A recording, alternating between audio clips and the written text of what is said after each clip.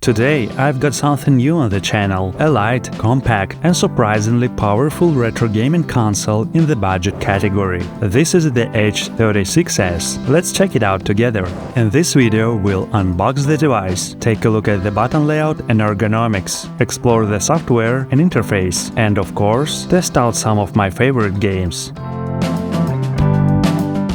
Lately, we've been seeing more and more handheld consoles powered by the all-winner A133 Plus processor. I've already reviewed several models from TrimUI and recently covered a tiny console by Magic X. But this one sits somewhere in the middle. It's just as powerful as the TrimUI Smart Pro and uses a horizontal layout. Unlike the TrimUI brick though, it comes with analog sticks, plus it features a 640 by 480 pixel screen. Let's take a quick look at the specs. It's powered by a quad-core Cortex-A53 CPU, paired with 1GB of LPDDR3 RAM. All firmware, games and media are stored on a 64GB microSD card, which is included in the box. There is no built-in Bluetooth or Wi-Fi, which helps keep the price around 40 euros. To double-check the specs, I removed the back cover and took a peek inside. We've got a 3000 mAh battery and a pair of stereo speakers. Inside, there really is an all-winner A133 Plus, a solid and efficient processor for budget handhelds. By the way, you can grab this console on AliExpress with fast and free shipping. And to get an even better deal, make sure to use discount codes at checkout. You'll find the H36S link and all the details in the description box. Alright, let's do a quick unboxing and see what's inside the package. The H36S arrived in this box. On the back, we've got a list on the main specs. Let's open it up. Inside, along with the console, there is a standard USB Type-A to USB Type-C charging cable and a short instruction manual in English. I ordered the white version, but it also comes in black and purple. Let's take a look at the console itself. Right away, it feels like a budget device. The plastic is similar to what we saw on the R36S. Nothing premium here, and it definitely could have used some better tactile materials. On the bright side, the ergonomic shell design is quite nice, similar to the Retroid Pocket Mini. That shape makes it much more comfortable to hold. On the front, we've got matte black buttons. They use rubber membranes and feel decently good to press. The D-pad is also matte. It feels slightly stiff at first and takes a bit of pressure to press. Diagonal inputs don't always register correctly, which was a bit disappointing. It's a sign that the D-pad isn't of particularly high quality.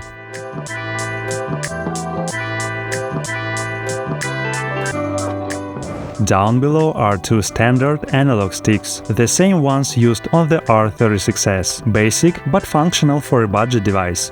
Up top, we've got shoulder buttons and triggers. They have a micro-clicky switch feel and are quite comfortable to use. We also see the volume buttons as well as the power and reset buttons. At the bottom, there are two microSD card slots, two USB-C ports, one for charging, the other for accessories like a Wi-Fi adapter and a headphone jack. And before we continue, please like and subscribe to the channel and leave a comment. This helps me promote the channel. Also, you can click the bell icon so you don't miss any new videos. Thank you for your attention. Let's continue.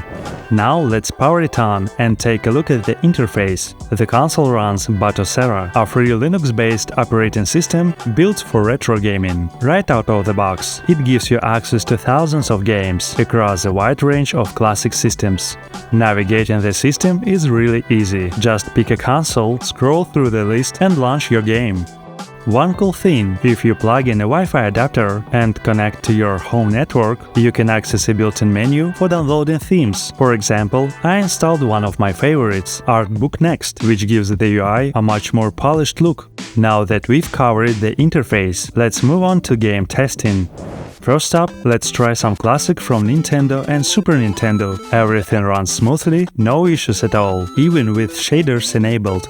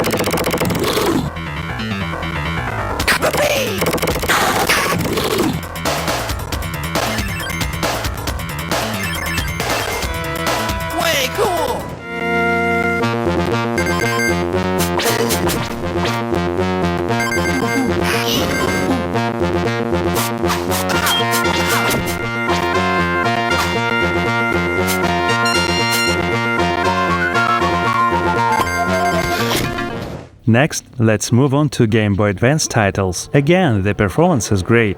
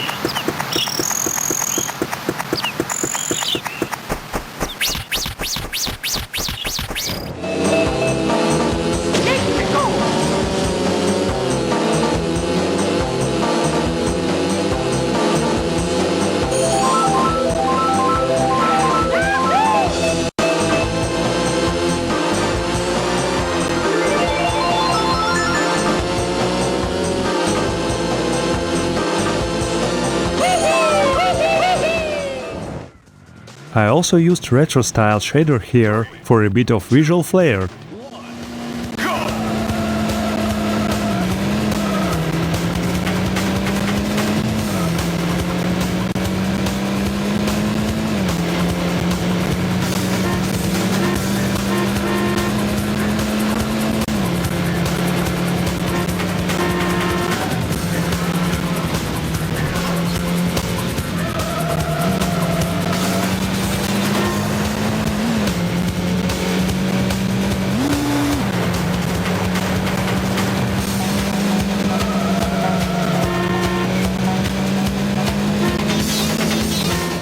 Now let's try some more demanding PSP games. The frame rate tends to fluctuate between 30 and 15 FPS in heavier titles. The console heats up noticeably and clearly lacks proper cooling. This is likely due to the lack of Vulkan support and the outdated PPSSPP emulator.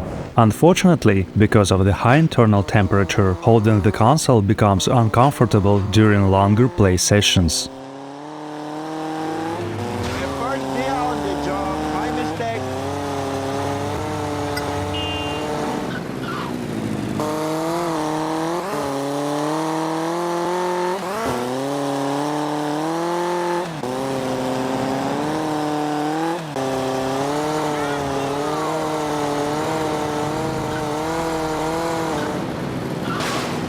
In conclusion, the H36S feels like a compromise option among budget handheld consoles in the €40 range. It's powered by a solid and efficient processor, features a comfortable ergonomic design in a horizontal form factor, and comes with a large game collection right out of the box, so you can start playing immediately after unboxing. The console is quite compact, and you can easily carry it in your pocket.